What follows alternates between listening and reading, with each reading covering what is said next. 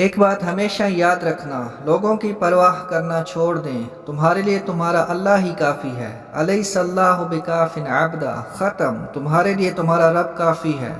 فَإِذَا عَزَمْتَ فَتَوَكَّلْ عَلَى اللَّهِ، توکل کر کے تو دیکھو یار، جب توکل کر لیا تو کرو جب تمہارا رب کہتا ہے۔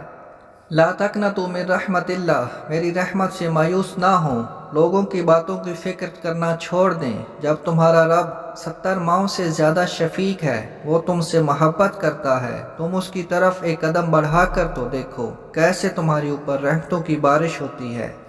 کیسے تمہارے اوپر برکات کا نزول ہوتا ہے، تمہارے تصور میں بھی نہیں ہوگا، تمہارے وہم و گمان میں بھی نہیں ہوگا۔ تم اپنے رب پر یقین تو کرو، امید تو لگاؤ، دعا تو کرو، پھیلاؤ تو صحیح ہاتھ، کبھی زندگی کے اندر 2 نفل پڑھ کے دعا تو مانگو، ایک لذت تو لو، کبھی رات کی تاریکی میں اپنے رب سے گفتگو تو کرو،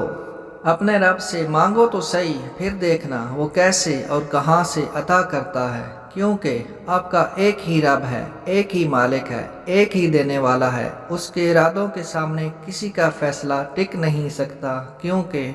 وہ رب العالمین فرماتا ہے اذا اراد شیئا ان یقول لہ کن فیکون، بس اتنا کہتا ہے ہو جا تو وہ ہو جاتا ہے۔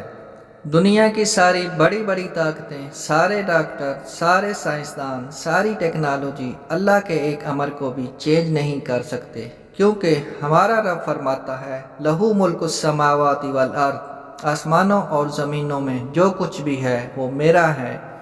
میری مرضی کے بغیر نہ تو کسی کی موت آتی ہے، نہ کسی کو تکلیف آتی ہے، نہ کسی کا دنیا کا کوئی کام ہوتا ہے، نہ کسی کا کوئی فائدہ ہوتا ہے، نہ نقصان پہنچتا ہے۔ تو اتنی بڑی طاقت جس کے پاس سب کچھ ہو، تو آ جاؤ لوٹ کر اپنے رب کی طرف، آ جاؤ۔